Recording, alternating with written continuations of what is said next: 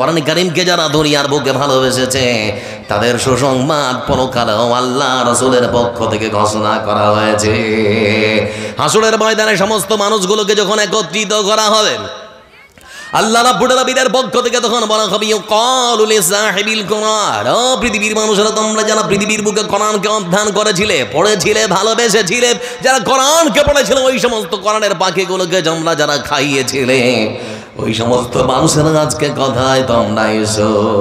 আল্লাহর পক্ষ থেকে বলা হবে তোমরা এসো। কি বলা হবে? তারপরে বলা হবে ইকরা ওয়ারতাকি ওয়ারাতিল কামা কুনতা তুরাতিলু ফিদ দুনিয়া ফাইন্না মানজিলাকা ইনদা আখিরি আয়াতিন তাকরাউহা। রাসূলুল্লাহ সাল্লাল্লাহু আলাইহি ওয়াসাল্লাম তিনি বলেছেন, ওই সমস্ত মানুষেরা যারা কোরআনকে পৃথিবীর বুকে মূল্যায়ন করেছে, মাদ্রাসার কোরআনের পাখিদেরকে আল্লাহ রাব্বুল আলামিনের পক্ষ থেকে ডাকা হবে আর বলা হবে তোমরা পড়ো আর জোড়ো। আজ থেকে 10 বছর আগে একটা ঘরের পাশে আর একটা ঘর বসতো, আর এখন একটা ঘরের পাশে আর একটা ঘর বসে না, একটা ঘরের উপরে আর একটা ঘর হয়। তো আল্লাহ রাব্বুল আলামিন রাসূল তিনি বলছেন সুন্দর করে যে হাসরের ময়দানে হাফিজদেরকে বলা হবে, কোরআনের পাখিদেরকে বলা হবে, পৃথিবীর বুকে যে মানুষেরা কোরআনকে পড়েছে, যতটা পড়েছে ততটা আল্লাহ রাসূল বলেছেন যাদেরকে বলা হবে তোমরা পড়ো আর চড়ো। মানে একটা আয়াত পড়বে আর একতলা থেকে দুতলা, দুতলা থেকে তিনতলা, তিনতলা থেকে চারতলা। বলুন তো বন্ধু আমার, এবার আপনাদেরকে প্রশ্ন করছি, কোরআন কারীমের মধ্যে মোট সূরার সংখ্যা কত? ওই এদিকে ছেলেগুলো সব চিৎকার করছে, ভাত খাওনি? খাওনি? আরেকবার খেতে হবে? আমার দিকে গল্প করো না। কোরআন কারীমের মধ্যে সূরার সংখ্যা কত? 114। বলতে যাচ্ছি এবার কোরআন কারীমের মধ্যে মোট আয়াত সংখ্যা কত? কত? আমরা সচরাচর জানি 6666 নাকি? বাড়িতে গিয়ে আজকে গুনবেন না, প্রত্যেক সূরার শুরুতেই তো দেওয়া আছে, একদিন গুনে দেখি। কোরআন কারীমের মধ্যে মোট আয়াত সংখ্যা হলো 6332।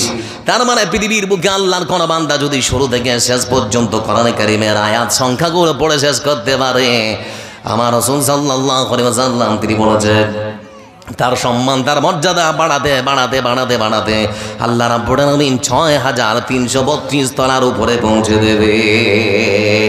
আমাদের সারা পৃথিবীর বুকে সব থেকে উচ্চতম টাওয়ারের নাম কি? বুর্জ খলিফা, খলিফার টাওয়ার, যেটা আরব আমির শাহীতে রয়েছে। দুবাই আরব আমির শাহীতে বুর্জ খলিফা, খলিফার টাওয়ার, যার উচ্চতা হলো আনুমানিক 2717 ফিট। বুর্জ খলিফার উচ্চতা 2717 ফিট, মানে পৃথিবীর বুকে আনুমানিক 200 তলা বিশিষ্ট একটা বিশাল বড় বিল্ডিং এর সমপরিমাণ। কিন্তু মহান শব্দ আল্লাহ রাব্বুল আলামিন কোরআনের হাফিজদের সম্মান 200 তলা বিশিষ্ট নয়, বরং 6332 তলায় হাফিজদের সম্মান পৌঁছে দেবে। ভাবা যায় এদের মর্যাদা, এদের সম্মান কত বেশি। এজন্য বলতে যাচ্ছি বন্ধু আমার, যারা কোরআন পড়ে আর পড়ায় তাদের সম্মান কম না বেশি? কথা বলো। আমার দিকে গল্প করছো কেন এই ছেলেগুলো? গল্প করছে কেন? কবার বানা করে তোমাদের? এবার গল্প করলে পানিশমেন্ট হবে। বলতে যাচ্ছি আপনাদের সামনে, যারা এখনো পর্যন্ত আসছে সবাই বলুন আমার সঙ্গে, আল্লাহ রাব্বুল আলামিনের এমন একখানা সংবিধান মহাগ্রন্থ আল কোরআন পৃথিবীর মানুষ যদি পড়ে, তাহলে পরে তাদের সম্মান আর মর্যাদা আল্লাহর পক্ষ থেকে বাড়ানো হয় না কমানো হয়? কি বাড়িয়ে দেওয়া হয় নাকি? সকালবেলা আমি যখন বাড়িতে গেলাম, বাড়িতে গিয়ে আমি আমার মাকে ডেকে বললাম, মা তখন আমাকে ডেকে বললো, বেটা কি হয়েছে বল। আমি তখন বললাম, মা বুঝতে পারছি না, কয়েকটা জালসা করার কারণে আমার এই দামি কটটা নোংরা হয়ে গেছে। মা বললো, বেটা খুলে দে। সুন্দর করে খুলে দিলাম। আমি তখন আমার মাকে ডেকে বললাম, মা আমার পরনের জুব্বাটাও নোংরা হয়ে গেছে। মা বললো, খুলে দে। দুটো কাপড় খুলে দিয়েছি। এবার কোরআনে কারীম খানা সুন্দর করে হাতের মধ্যে জেনে নিয়েছি। লক্ষ্য করে দেখলাম কোরআনে কারীমের যে কভারটা, যে কাপড়টা, সেটাও নোংরা হয়েছে। আমি আমার মাকে ডেকে বললাম, মা সেটাও নোংরা হয়েছে, পরিষ্কার করতে হবে। মা বলল, খুলে দেন। 3খানা কাপড় সুন্দর করে খুলে দিয়েছি। এবার আমার মা যখন 3খানা কাপড় নিতে এসেছে, আমার দামি কটটার সঙ্গে যদি মায়ের পায়ে লাথি লেগে যায় মনে কষ্ট হবে না? আমার জুব্বাটার সঙ্গে যদি মায়ের পায়ে লাথি লেগে যায় মনে কষ্ট হবে না? কিন্তু বলুন তো, যারা এখানে উপস্থিত আছেন, কোরআনের কাপড়টার সঙ্গে মায়ের পায়ে যদি লাথি লেগে যায় মনে একটু হলেও কষ্ট হবে না? হবে না? হবে না?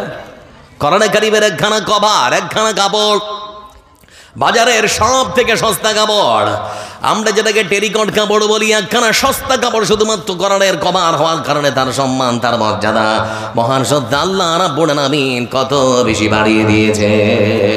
এজন্যই বলতে যাচ্ছি, পৃথিবীর মানুষ যদি আজকে কোরআনকে মূল্যায়ন করে, কোরআনকে ভালোবাসে, কোরআনকে মূল্যায়ন করে, কোরআনে কারীমকে যদি ভালোবাসে, কোরআনের হুকুম যদি মানতে পারে, তাহলে পরে মানুষেরও সম্মান, মানুষেরও মর্যাদা আল্লাহ রাব্বুল আলামিন বাড়িয়ে দিতে পারে না। হযরত উমর আল্লাহ রাসূলের মাথা কাটার জন্য যাচ্ছেন, বলে মুহাম্মদকে আজকে শেষ করে দেব। প্রতিমধ্যেই কোরআন কারীমের মধ্য থেকে কয়েকটা আয়াত খালি কানে গেছে, অন্তরের মধ্যে ভাইব্রেশন, ভূকম্পন শুরু হয়েছে। আল্লাহ রসুলের কাছে যখন এসে উপস্থিত হয়েছে, তো আল্লাহ রসুল বলছেন, উমার সত্য জানার পরে এখন ইসলাম ধর্ম গ্রহণ করবে না? তো উমার তখন বলছে, আল্লাহ রসুল আপনাকে মারতে আসেনি, তালবাড়ি ফেলে দিলাম, আপনাকে কালবা পড়ি, আপনি আমাকে মুসলমান করুন, ইসলাম ধর্ম গ্রহণ করার জন্য এসেছি, মারতে আসেনি। চিন্তা করে দেখেছেন কোরআনের যে কত পাওয়ার আমরা বুঝতে পারি না। এজন্য আপনাদের আজকে কোরআনের সত্যতা সম্পর্কে শোনাচ্ছি। এমন একখানা ধর্মগ্রন্থ আল্লাহ রাব্বুল আলামিন দিয়ে দিয়েছেন, পৃথিবীর বুকে কোনো মানুষ কখনো পড়তে সারাদিন ধরে যদি পড়ে, সারাটা দিন সারাটা রাত ধরে যদি কোনো মানুষ পড়ে, তারপরও কোনো মানুষ কখনো বিরক্ত হয় না। লক্ষ্য করে দেখুন, আমাদের ভারতবর্ষের যে সমস্ত সিঙ্গার, যে সমস্ত শিল্পীগুলো রয়েছে যারা গান করে, অদিত নারায়ণ, আলকা ইয়াগনিক, কুমার শানু, অন্যান্য আর যারা আছে, আর রহমান, ওই সমস্ত সরকারের কোনো একটা গান যদি সমাজের মধ্যে, কোনো গ্রামের মধ্যে, কিংবা কোনো বাড়িতে, কিংবা কোনো মানুষের গানের মধ্যে সারাটা দিন ধরে যদি ঘ্যানের করে বাজানো যায়, তাহলে পরে মানুষ বিরক্ত হবে না। মানুষকে অবশ্যই খারাপ লাগবে নাকি? সারাদিন ধরে একটা গান বাজানো যায় তো মানুষ বিরক্ত হয়ে যাবে। কিন্তু বলছি, যারা বসে আছেন, প্রত্যেক নামাজের শুরুতে সূরা ফাতিহা আছে না নেই? প্রত্যেক নামাজের শুরুতে সূরা ফাতিহা আছে। আজ পর্যন্ত কেউ বলেনি কোরআন পড়তে ভালো লাগে না, সূরা ফাতিহা পড়তে আর ভালো লাগে না? কেউ বলে? কেউ কখনো বলে না। আশ্চর্য ধরনের একখানা কিতাব, মানুষ যতই পড়ে ততই পড়ার আবার মজা লাগে। এজন্য আমার আল্লাহ রাব্বুল আলামিন তিনি বলেছেন, বান্দারে আমি আল্লাহ রাব্বুল আলামিন যে সংবিধান খানা পৃথিবীর বুকে দিয়েছি, এ কোরআনে কারীমের মধ্যে পৃথিবীর কোনো মায়ের বেটা নেই যে লাল কালি চালাতে পারে। যা আছে সব সত্য কথা, এখানে কোনো রকমের বানাওয়াট কোনো কথা নেই। একটু আপনাদের সামনে তুলে ধরছি, আল্লাহ রাব্বুল আলামিন তিনি কোরআনে কারীমের মধ্যে সুন্দর করে বলেছেন, أفلا ينظرون إلى الإبل كيف خلقت وإلى السماء كيف رفعت। মহান সত্য আল্লাহ রাব্বুল আলামিন তিনি বলেন, পৃথিবীর মানুষেরা তোমরা আমার বিশাল আকাশকে নিয়ে কেন গবেষণা করো না? পৃথিবীর বুকে তোমরা উটকে নিয়ে কেন গবেষণা করো না? এখানে ধারাবাহিক 4টা আয়াত এসেছে। আল্লাহ রাব্বুল আলামিন জমিন নিয়ে, আল্লাহ রাব্বুল আলামিন আকাশ নিয়ে, পৃথিবীর বুকে আল্লাহ রাব্বুল আলামিন উট নিয়ে গবেষণা করতে বলেছেন পৃথিবীর মানুষকে। একটু খালি আমি আপনাদের 4টা আয়াতের মধ্যে 2টো আয়াত চটচট করে বলার চেষ্টা করছি। আল্লাহ রাব্বুল আলামিন তিনি এখানে বলেছেন, أفلا ينظرون إلى الإبل كيف خلقت وإلى السماء كيف رفعت। পৃথিবীর মানুষেরা তোমরা যদি মনে করো আমি আল্লাহ কোরআনে কারীমের মধ্যে ভুল কিছু লিখেছি, তাহলে পরে আমি আল্লাহ রাব্বুল আলামিন পৃথিবীর মানুষকে উটকে নিয়ে গবেষণা করতে বলেছি। এমনি নয়, উটের মধ্যে নিশ্চয়ই কিছু আলাদা আছে, এজন্য আল্লাহ রাব্বুল আলামিন উটকে নিয়ে গবেষণা করতে বলেছে। তো উটের মধ্যে আছে কি, এবার আমি আপনাদের সামনে বলছি। পৃথিবীর বুকে এমনই একখানা জীব, এমনই একখানা প্রাণী যাকে বলা হয় মরুভূমির জাহাজ। নাম কি? লেখাপড়া করাটা তোমরা? পৃথিবীর বুকে এমন একখানা প্রাণী যাকে বলা হয় মরুভূমির জাহাজ। নাম কি? ওট। ধুধু মরুভূমিতে তারা বাস করে। সেই ধুধু মরুভূমি, তার মানে শুধুমাত্র বালি আর বালি, বালি আর বালি। সেই সমস্ত ওটেরা সেই ধুধু মরুভূমিতে বাস করবে। গরমের সময় প্রচণ্ড গরম, আবার ঠান্ডার সময় প্রচণ্ড ঠান্ডা। পৃথিবীর বিজ্ঞান উটকে নিয়ে গবেষণা করতে গিয়ে তারা যে তথ্য দিয়েছে সে তথ্য পেশ করছি। পৃথিবীর বিজ্ঞান সেখানে গিয়ে তাপমাত্রা মেপেছে, গরমের সময় 53 ডিগ্রি গরম, ঠান্ডার সময় -1 ডিগ্রি ঠান্ডা। তো পৃথিবীর বিজ্ঞান এটা পরিমাপ করার পর অবাক হয়ে গিয়েছে যে একটা উট কি করে 53 ডিগ্রি গরম আর -1 ডিগ্রি ঠান্ডাতে নিজের জীবনকে বাঁচিয়ে রাখতে পারে। হতবাক হয়ে গিয়েছে তারা। উটকে একদিকে রেখে দিন। এবার আমরা যারা স্তন্যপায়ী প্রাণী, যারা আমরা মায়ের দুধ খেয়ে বড় হয়েছি, হতে পারে গরু, ছাগল, মানুষ। আমাদের শরীরের স্বাভাবিক তাপমাত্রা হলো 98 ডিগ্রি সেলসিয়াস, অর্থাৎ 37 degree Celsius, 98 degree Fahrenheit. 37 degree Celsius স্বাভাবিক তাপমাত্রা শরীরের যেটা থাকে আর কি। 98 ডিগ্রি ফারেনহাইট যদি থাকে তাহলে পরে শরীরের অভ্যন্তরীণ তাপমাত্রা ঠিক আছে।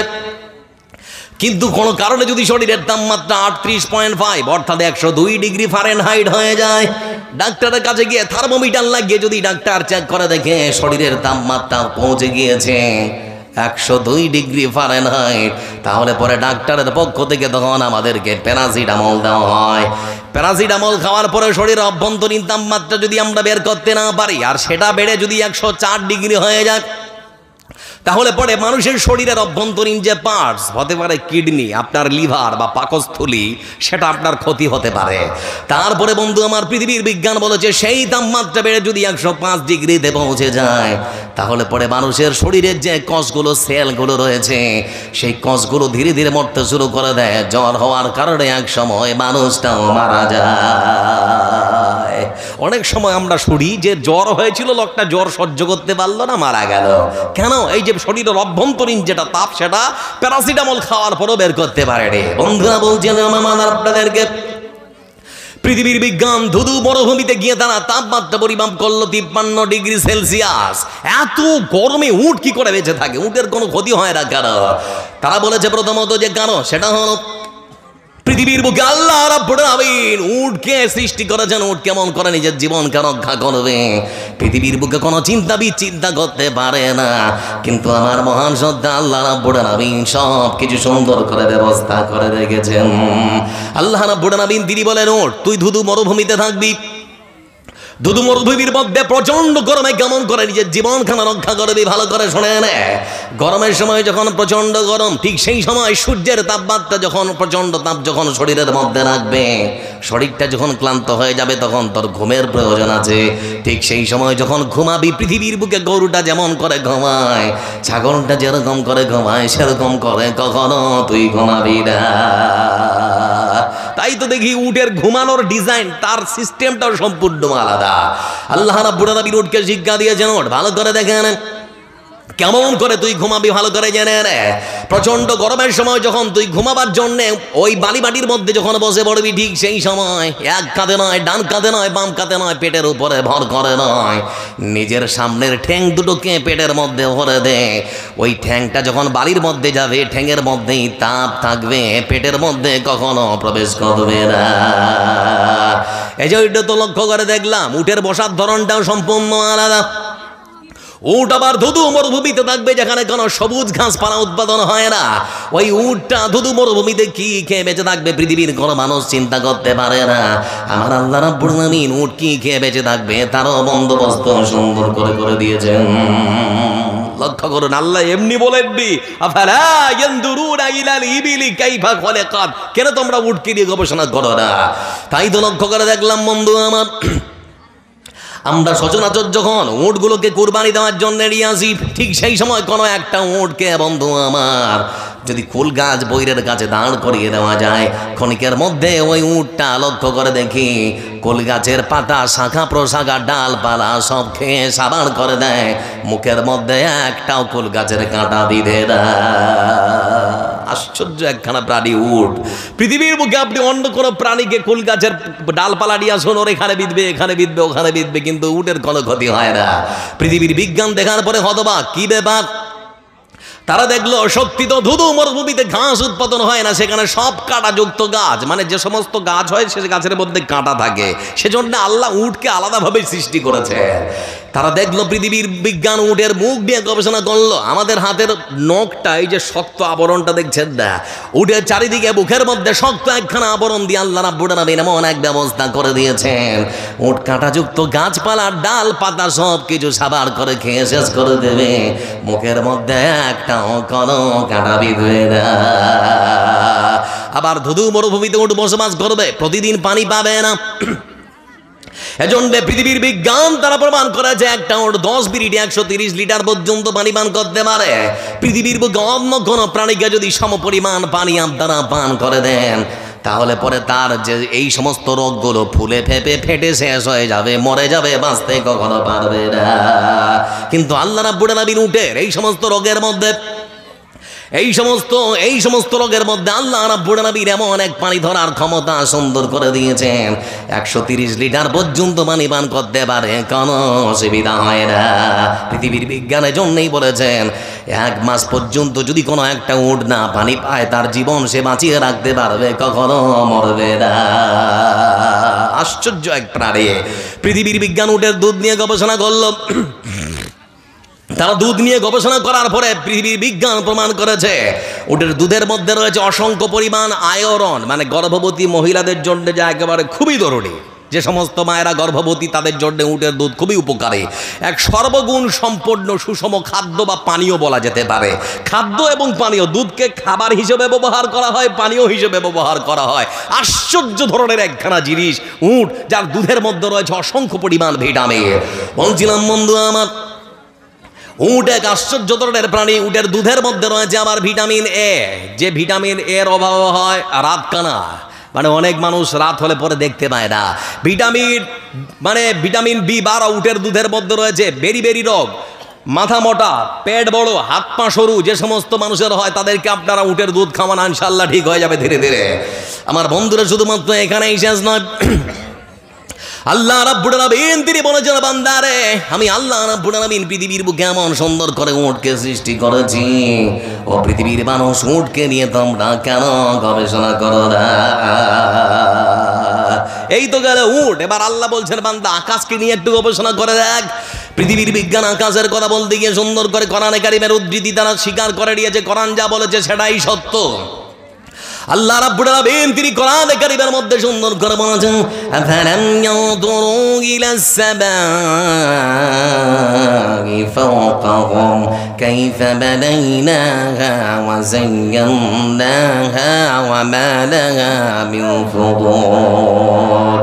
আল্লাহ রাব্বুল আলামিন তিনি সুন্দর করে বলেন, ও পৃথিবীর মানুষেরা তোমরা লক্ষ্য করে দেখো, আমি মহান শব্দ আল্লাহ রাব্বুল আলামিন কত সুন্দর করে সপ্তম আকাশকে সৃষ্টি করেছি। ও পৃথিবীর মানুষেরা শুধুমাত্র আমি কোরআনে কারীমের মধ্যে আকাশ সৃষ্টির কথা বলিনি, আকাশকে শুধুমাত্র সৃষ্টি করিনি, আমি আল্লাহ আমার আকাশকে সুন্দর করে সাজিয়েছি। আল্লাহ বলছেন, বান্দা আমি কি শুধুমাত্র আকাশটাকে সৃষ্টি করেছি? না, সুন্দর করে আমি আবার আল্লাহ সাজিয়েছি। আমার বন্ধুরা, তার মানে হলো মহান সত্য আল্লাহ রাব্বুল আলামিন তিনি আবার আকাশটাকে সুন্দর করে সাজিয়েছেন, সূর্য দিয়ে, চন্দ্র দিয়ে, অসংখ্য নক্ষত্র দিয়ে। মহান সত্য আল্লাহ রাব্বুল আলামিন সুন্দর করে পুরো আকাশকে সৃষ্টি করেছেন। তারপরে আমার আল্লাহ রাব্বুল আলামিন পৃথিবীর বুকে মানুষদেরকে বলেছেন, আমার পৃথিবীর বান্দারা দেখো, ওই আকাশের মধ্যে একখানা তোমরা ছিদ্র কখনো খুঁজে পাবে নাকি? একটা ছাদ দিতে গেলে, আমরা বাড়ির ছাদ দিতে গেলে কতগুলো ফুটো, কতগুলো ছিদ্র থাকে, কিন্তু আল্লাহ বলছেন, বান্দা এত বড় বিশাল আকাশ, দেখো তো কোনো একটা ফুটো আছে নাকি? কখনো একটা ফুটো। আপনারা যা শুরু করেছেন তাতে মানুষ সব অন্যমনস্ক হয়ে যাচ্ছে। বলছিলাম বন্ধু আমার, আপনাদেরকে যে কথা আল্লাহ রাব্বুল আলামিন আর এক আয়াতে সুন্দর করে বলেন, আল্লাযী খালাকা সাবআ সামাওয়াতিন তিবাকা মা তারা ফী খালকির রাহমানি মিন তাফাউত ফারজি'ল বাসারা হাল তারা মিন ফুতুর। মহান সত্য আল্লাহ রাব্বুল আলামিন তিনি আমার সুন্দর করে বলেন, ও পৃথিবীর মানুষেরা, আমি আল্লাহ রাব্বুল আলামিন সুন্দর করে সাত আকাশকে ধাপে ধাপে সৃষ্টি করেছি। প্রথম, দ্বিতীয়, তৃতীয়, চতুর্থ, পঞ্চম, ষষ্ঠ, সপ্তম। ও পৃথিবীর মানুষেরা, আমি আল্লাহ রাব্বুল আলামিন আকাশকে যেভাবে সৃষ্টি করেছি, দেখো তো আকাশ সৃষ্টি নিয়ে গবেষণা করে কোনো ভুল দেখাতে পারো নাকি? পৃথিবীর বিজ্ঞান প্রমাণ করেছে সারা পৃথিবীতে দেশের সংখ্যা আনুমানিক, জাতিসংঘের গণনা অনুযায়ী সারা পৃথিবীতে দেশের সংখ্যা 195টা। 193টা দেশ তাদের স্বীকৃতিপ্রাপ্ত, আর 193টার মধ্যে 2টো দেশ হচ্ছে তাদের রক্ষণাবেক্ষণে রয়েছে। তার মধ্যে একটা সম্ভবত ভ্যাটিকান সিটি, আর একটা ইসরায়েল। এই 2টো দেশ তাদের মানে রক্ষণাবেক্ষণে রয়েছে। কিন্তু অন্য আমরা কোনো জায়গায় দেখতে পাচ্ছি যে সারা পৃথিবীতে দেশের সংখ্যা আনুমানিক 228টা। আনুমানিক 228টা। এবার আপনাদেরকে প্রশ্ন করছি, পৃথিবীর বুকে কোনো মায়ের বেটা আছে? পৃথিবীর শুরু কোথায় হলো আর শেষ কোথায় হলো বলতে পারবে? কখনো পারবে না। যখন আমরা ছোট ছিলাম তখন মনে হতো যে জায়গায় আমি আছি ওই যে বাঁশঝাড়টা দেখা যাচ্ছে ওখানে মনে হয় আকাশটা ঢেকে গেছে। হাঁটতে হাঁটতে হাঁটতে হাঁটতে চলে যেতাম, গিয়ে দেখছি আমার এখানে যতটা দূরত্বে ওখানেও ততটা দূরত্বে আছে, মানে কোনো রকমের কোনো পার্থক্য নেই, কিন্তু মনে হতো আর কি। তো পৃথিবীর বিজ্ঞান আজ পর্যন্ত প্রমাণ করতে পারলো না পৃথিবীর শুরু কোথায় আর শেষ কোথায়, পৃথিবীর শুরু কোথায় আর শেষ কোথায় পৃথিবীর বিজ্ঞান এখনো পর্যন্ত প্রমাণ করতে পারেনি। তো পৃথিবীর কোনো মানুষ কখনো তার সারা জীবনে সফর করো সারা পৃথিবী কখনো ঘুরতে পারবে না। তাহলে পৃথিবীটা কত বড় আপনি ভাবতে পারছেন? তো পৃথিবীর বিজ্ঞান বলছেন এই 195টা মতান্তরে 228টা দেশ দিয়ে আমাদের যে বিশাল বড় পৃথিবী তৈরি হয়েছে, এই বিশাল বড় পৃথিবীর থেকে মাথার উপর যে সূর্যটা দেখছেন না, এটা 13 লক্ষ গুণ বড়। তাহলে পৃথিবীর থেকে সূর্যটা কত বড়? পৃথিবীর বিজ্ঞান আবার বলছে সুন্দর করে, পৃথিবীর মানুষকে জানিয়েছে আকাশের সব থেকে যেটা বড় তারা, যে পৃথিবীর থেকে 13 লক্ষ গুণ বড় সূর্য, সেই সূর্য 13 লক্ষ গুণ বড় হওয়ার পরও আকাশের সব থেকে বড় তারা যার নাম হলো বেটল জুইস, সেটা আবার 33 কোটি গুণ বড়। তাহলে সূর্যের থেকে একটা তারা কত বড় আপনি ভাবতে পারেন? আপনি কখনো কল্পনায় আনতে পারবেন না। আল্লাহ এমনি বলেন ডি আমার আকাশ নিয়ে তোমরা কেন গবেষণা করো না? এজন্যই একটু গবেষণা করুন, একটু গবেষণা করলে দেখবেন আল্লাহর অস্তিত্বকে খুঁজে পাবেন, আল্লাহকে খুঁজে পাবেন। নিশ্চয়ই আল্লাহ রাব্বুল আলামিন এই সৃষ্টির পেছনে এক বিশাল বড় ক্ষমতা আছে। এমনি এমনি বিশাল আকাশ এবং জমিন সৃষ্টি হয়ে নিয়ে বলছিলাম বন্ধু আমার, কোন একদিন বিশ্বনবী সাল্লাল্লাহু আলাইহি ওয়াসাল্লাম তার সাহাবীদেরকে ডেকে বলছেন আমার সাথীরা শুনে নাও, সাহারা মরুভূমিতে তোমাদের হাতের আঙ্গুলের একখানা আংটি যদি ফেলে দেওয়া হয়, এই আঙ্গুলের একখানা আংটি যদি সাহারা মরুভূমিতে ফেলে দেওয়া হয়, সাহারা মরুভূমিতে একখানা আংটি ফেললে আংটির অস্তিত্ব থাকবে নাকি? সাহাবারা বলছেন একখানা ছোট্ট আংটি মরুভূমিতে ফেললে অস্তিত্ব শেষ। তার মানে হলো বন্ধু আমার রাসূলুল্লাহ সাল্লাল্লাহু আলাইহি ওয়াসাল্লামের কথা অনুযায়ী পৃথিবীর বিজ্ঞান আজকে প্রমাণ করেছে প্রথম আকাশকে দ্বিতীয় আকাশের মধ্যে যদি ফেলে দেওয়া যায়, ওই আংটির মধ্যে দ্বিতীয় আকাশের মধ্যে প্রথম আকাশ হারিয়ে যাবে, কোনো অস্তিত্বই খুঁজে পাওয়া যাবে না। তাহলে পরে প্রথম আকাশের থেকে দ্বিতীয় আকাশটা কত বড় আপনি ভাবতে পারেন? পরিকল্পনা করতে পারবেন না। আল্লাহ এমনি বলেন আমার সৃষ্টি নিয়ে একটা গবেষণা করে দেখ। এজন্য আমার আল্লাহ রাব্বুল আলামিন তিনি সুন্দর করে বলেন, ও পৃথিবীর মানুষেরা তোমরা আমার আকাশকে নিয়ে কেন গবেষণা করো না? পৃথিবীর বুকে পৃথিবীর বিজ্ঞান এমনি গবেষণা করেনি, তারা প্রমাণ করেছে মহান সত্তা আল্লাহ রাব্বুল আলামিন যে জায়গায় সূর্যখানা রেখেছেন সেই জায়গা থেকে যদি একটু নিচে নামিয়ে দিন, তা সারা পৃথিবী ফ্রিজ হয়ে যেত, ঠান্ডা হয়ে যেত, পৃথিবীর বুকে যত জীবজন্তু আছে সব মরে যেত, একটাও কোনো জিনিস পৃথিবীর বুকে বেঁচে থাকতো না। আবার মহান সত্তা আল্লাহ রাব্বুল আলামিন সূর্যটাকে যদি একটু উপরে উঠিয়ে নিতেন, তাহলে পরে সব পৃথিবীর বুকে যা কিছু আছে জ্বলে পড়ে ভস্মীভূত হয়ে যেত, পৃথিবীর বুকে পৃথিবীর কোনো জীবজন্তু কখনো বসবাস করতে পারত না। আল্লাহ রাব্বুল আলামিন এমডি বলে তোমরা আমার আকাশকে নিয়ে কেন গবেষণা করো না? বলছিলাম বন্ধু আমার, মহান সত্তা আল্লাহ রাব্বুল আলামিন এর জন্যই চ্যালেঞ্জ করেছেন আমার সৃষ্টি নিয়ে গবেষণা করে দেখ, কোনো ভুল খুঁজে দেখাতে পারবে নাকি? আল্লাহ রাব্বুল আলামিন মানুষ সৃষ্টির কথা বলেছেন কোরআন কারীমের মধ্যে। পৃথিবীর বুকে কোনো মানুষ যদি নিজের শরীরটা নিয়ে গবেষণা করে, তারপরও পৃথিবীর মানুষ কখনো মানুষ সৃষ্টি নিয়ে কখনো ধারণা দিতে পারে না, ভুল প্রমাণ করতে পারবে না। কারণ আল্লাহ বলেছেন লাকাদ খালাকনাল ইনসানা ফি আহসানি তাকওয়িম, বান্দা আমি আল্লাহ কত সুন্দর করে তোকে সৃষ্টি করেছি, নিজের শরীরটার দিকে তাকা না, তাহলে আমাকে খুঁজে পাবে। বন্ধু আমার, কোন একজন বিশাল বড় দার্শনিক আল্লাহর সৃষ্টি নিয়ে গবেষণা করতে করতে করতে করতে করতে করতে এক পর্যায়ে লক্ষ্য করে দেখলাম সেই দার্শনিক নিজের ক্লান্ত শরীর থেকে ক্লান্তি দূর করার জন্য সুন্দর করে বটের ছায়ায় গিয়ে সেখানে আশ্রয় দিয়েছে। আর আল্লাহকে ডেকে বলে রাব্বুল আলামিন সকাল থেকে 10টা থেকে 11টা 12টা দুপুর হয়ে গেল, বিকেল হতে চললো, কিন্তু এখনো পর্যন্ত তোমার কোরআনে কারীমের কোনো একটা আয়াতের, তোমার কোনো একটা সৃষ্টির মধ্যে ভুল ধরা সম্ভব হলো না। রাব্বুল আলামিন তাহলে পরে আমার কথা কি বেকার হয়ে যাবে? তোমার কোরআন কি সত্য প্রমাণিত হবে? মনের দুঃখে থেকে লোকটা সুন্দর করে মাথায় হাত দিয়ে এরকম পেছনে হাত দিয়ে বটগাছের ছায়ায় আশ্রয় নিয়ে একটু শুয়ে গেছে। কখন যে হালকা ঘুম লেগে গেছে চোখে নিজেও বলতে পারবে না।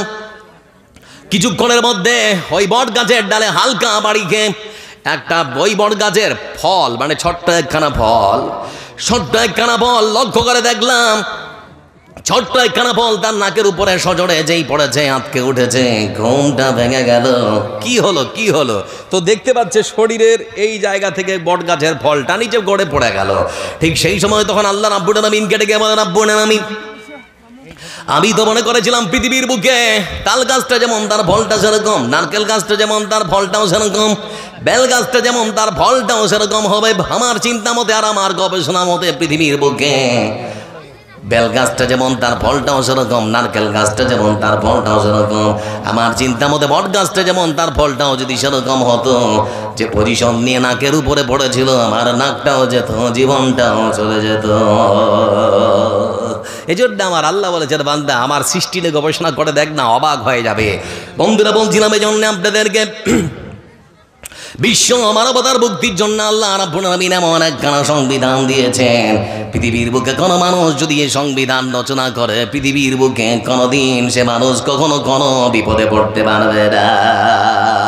কারণ আল্লাহ গ্যারান্টি দিয়েছেন সুন্দর করে, আবার পৃথিবীর বুকে কোরআনকে মূল্যায়ন করুন, আপনার রিজিকের অভাব হবে না, আপনার কোনো জিনিসের অভাব হবে না। চিন্তা 24 ঘন্টা ঘুরে বেড়াবেন, নিরাপত্তা আল্লাহর পক্ষ থেকে দেখা হবে। আল্লাহ কোরআনে বলেছে, আল্লাহ রাব্বুল আলামিন কোথাও গ্যারান্টি সহকারে পৃথিবীর মানুষকে বলেন, ومن يتق الله يجعل له مخرجا ويرزقه من حيث لا يحتسب।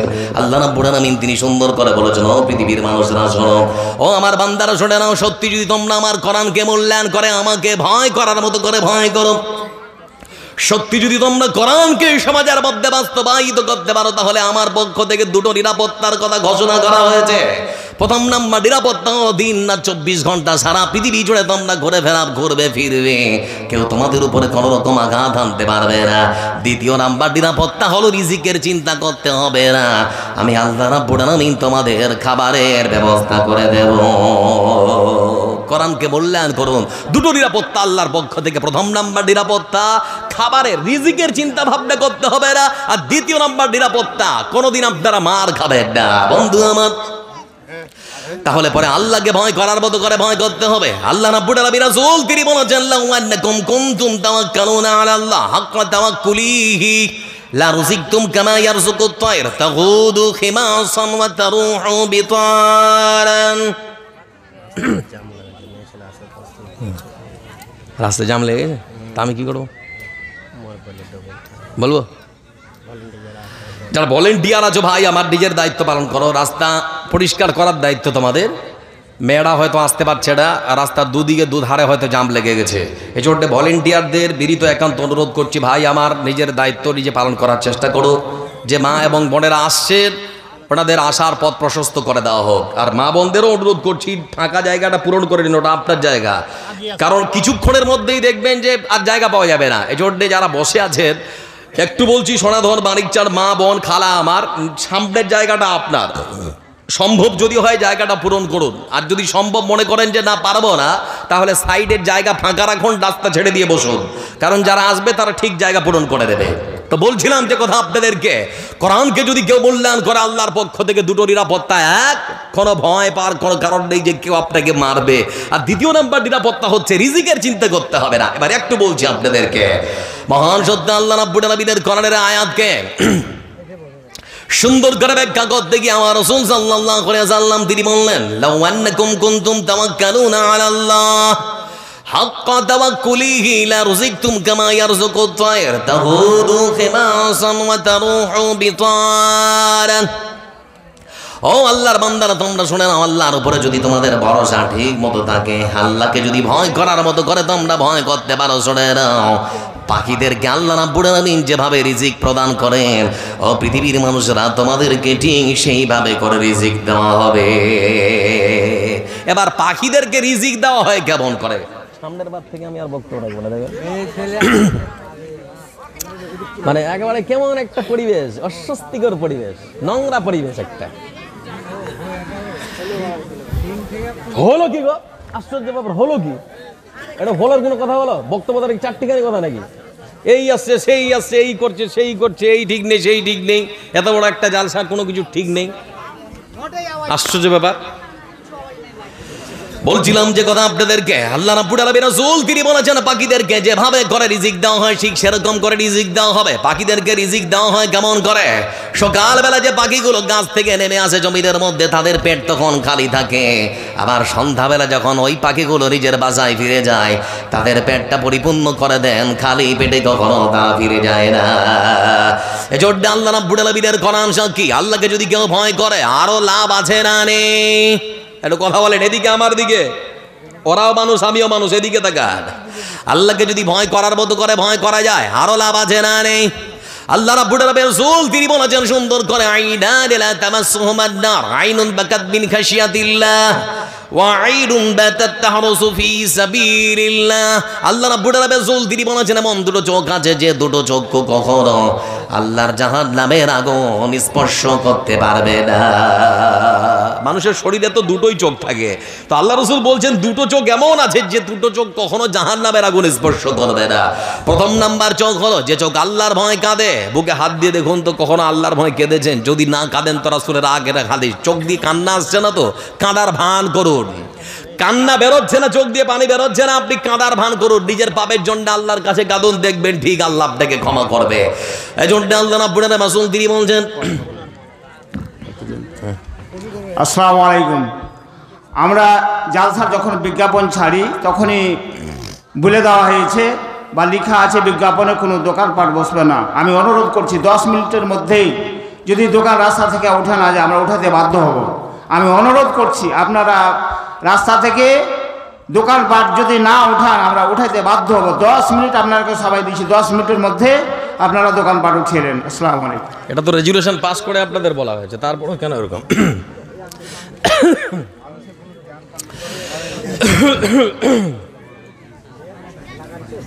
রাসূলুল্লাহ সাল্লাল্লাহু আলাইহি ওয়াসাল্লাম তিনি বলেছেন এমন দুটো চোখ, তার মধ্যে প্রথম নাম্বার চোখ হলো যে চোখ আল্লাহর ভয় কাঁদে, আর যে চোখ রাত্রি জাগরণ করে। হতে পারে ইসলামী রাষ্ট্র পাহারা দেয়, হতে পারে রাত জাগরণ করে আল্লাহর যারা কোরআন কারীম পাঠ করে বা আল্লাহর দ্বীনি চর্চা যারা করে, এই দুটো চোখ কখনো আল্লাহর জাহান্নামে যাবে না। গ্যারান্টি আজ থেকে 1450 বছর পূর্বে হয়েছে। বলছিলাম বন্ধু আমার, এই জন্যে শুধুমাত্র এখানেই শেষ নয়। রাসূলুল্লাহ সাল্লাল্লাহু আলাইহি ওয়াসাল্লাম তিনি বলেছেন কেমন করে জাহান্নামের আগুন স্পর্শ করবে না। রাসূল সাল্লাল্লাহু আলাইহি ওয়াসাল্লাম তিনি পৃথিবীর মানুষকে জানিয়েছেন, কোন গোয়াল, একটা গোয়াল যখন গরুর অলম থেকে বাঁ টেনে টেনে টেনে টেনে যখন বালতির মধ্যে দুধটা বের করে দেয়, রাসূলুল্লাহ সাল্লাল্লাহু আলাইহি ওয়াসাল্লাম তিনি বলেছেন যে দুধ অলম থেকে বাঁ টেনে টেনে বালতির মধ্যে বেরিয়ে গিয়েছে, সেই দুধ যেমন করে আবার ওই মাঠের মধ্যে অলনে ফেরানো ঢোকানো সম্ভব হবে না, ঠিক সেরকমই রাসূল সাল্লাল্লাহু আলাইহি ওয়াসাল্লাম তিনি বলেছেন যারা আল্লাহর ভয় কাঁদে আর যারা আল্লাহর রাস্তায় দিন পাহারা করে, ইসলামী রাষ্ট্র পাহারা দেয়, এই দুটো চোখ কখনো আল্লাহর জাহান্নামে যাবে না, যাবে না, যাবে না। সিদ্ধান্ত হয়ে গিয়েছে অনেকদিন আগে। এজন্য এতক্ষণ পর্যন্ত আপনি আপনাদের সামনে আলোচনা করছিলাম কোরআনের সত্যতা নিয়ে। কোরআনে কারীমকে কেউ যদি মানে তাহলে শেষাংশে আল্লাহর গ্যারান্টি নিরাপত্তা দুটো, যে এক, তোমরা বসো, তোমরা সবাই বসো, চলো এখানে কিসের জন্য পরিবেশ নষ্ট করছো কেন? একটাও কেউ ইউটিউবার কেউ থাকবে না, সবাই বসো, সবাই বসো। হ্যাঁ, নড়াচড়া করবে তখন ওরা তোমাদেরকেই দেখবে, তো এত কেনই ডিস্টার্ব করছো কেন? যাক, এতক্ষণ পর্যন্ত আলোচনা করছিলাম আপনাদের সামনে আল্লাহর কোরআন এবং রাসূলের হাদিস নিয়ে। সময় নিজ জায়গায় পৌঁছে গিয়েছে। সকল গ্রামবাসীকে বিনীত অনুরোধ করছি, এখনো পর্যন্ত যারা আসেননি বা রাস্তাঘাটে ঘুরছেন, আজকে এই রাতটার জন্য আমাদের অনেক দিন অপেক্ষা করতে হয়েছে, বছরের একটা রাত। আজকে আপনারা নিজের কাজ তাড়াতাড়ি করে সেরে যত তাড়াতাড়ি সম্ভব আপনারা আসুন, বসুন, কোরআনে হাদিসের আলোচনা শুনুন, লাভ হবে, ক্ষতি হবে না। তৎসঙ্গে আপনারা বিশাল বড় মাদ্রাসা, সব থেকে আশ্চর্যের বিষয় হচ্ছে যে আপনারা এত বড় একটা মাদ্রাসা চালাচ্ছেন, গঙ্গা নদীর কি ভয়ঙ্কর ভাঙন সেটা আমি নিজ চোখে দেখেছি, এতদিন শুনেছি, আর আমি গত বছর সচক্ষে লক্ষ্য করলাম যে ক্ষণিকের মধ্যে দুটো গ্রামকে গ্রাস করে দিয়েছে। তো আল্লাহ কি না পারে, গঙ্গা নদীর একেবারে তীরবর্তী জায়গা আমাদের মাদ্রাসা দাঁড়িয়ে রয়েছে, আল্লাহ কতদিন টিকিয়ে রাখবেন জানি না। তো বলতে যাচ্ছি যে মাদ্রাসা আপনারা খুলে এত টাকা আপনারা ব্যয় করছেন বাচ্চাদের পেছনে, আজকে তার ফল দেখবেন আপনারা। তো কিছুক্ষণের মধ্যেই দেখতে পাবেন যে সমস্ত বাচ্চাদের পেছনে আপনারা টাকা খরচ করছেন তাদের মাথায় পাগড়ি প্রদান করা হবে, তাদের মাথায় পাগড়ি প্রদান করা হবে, বিদায় দেওয়া হবে। বিদায় অনেক রকমেরই হয়। নিজের মেয়েটাকে যখন আপনি আপনার মানে শ্বশুর বাড়ি যখন পাঠান, ওটা চিরবিদায় হয় না, ও আবার 2 দিন 4 দিন পর ফিরে আসে।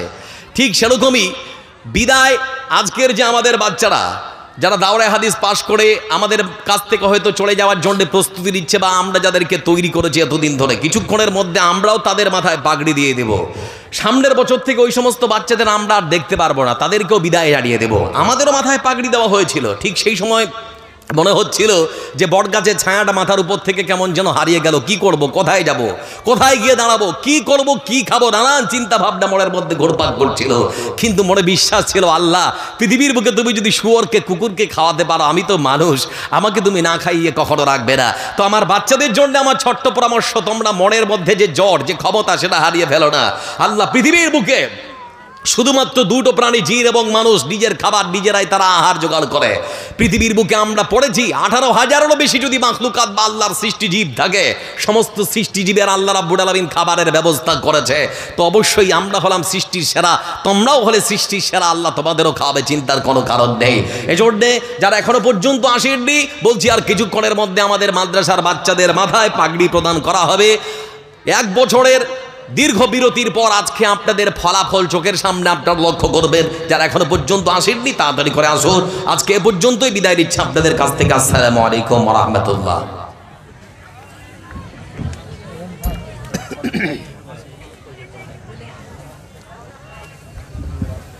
কি হলো? কই আমাদের এই মনোয়ার সাহেব কোথায় গেলেন? বাবু আরেকটা মাইক্রোফোন লাগবে। হ্যাঁ, একটা লাগবে, এটা বাদ দিয়ে আরেকটা লাগবে। স্টেজ তোমাদের দুজনের সঙ্গে আমি বিকেল থেকে বলছিলাম, কিন্তু তোমরা আমার কথাগুলোকে রহস্য ঠাট্টা মনে করছিলে। এখন বুঝতে পারছো কি হচ্ছে? এত বড় জায়গা, এত বড় জালসা, তোমাদের দায়িত্ব নিতে মেশিন কত কম দেখছো, আর এই যে মাইক্রোফোন কত কমা মাইক্রোফোন, বুঝতে পারছো? এগুলো তোমাদের দায়িত্ব। তোমাদের যদি মালিককে বলতে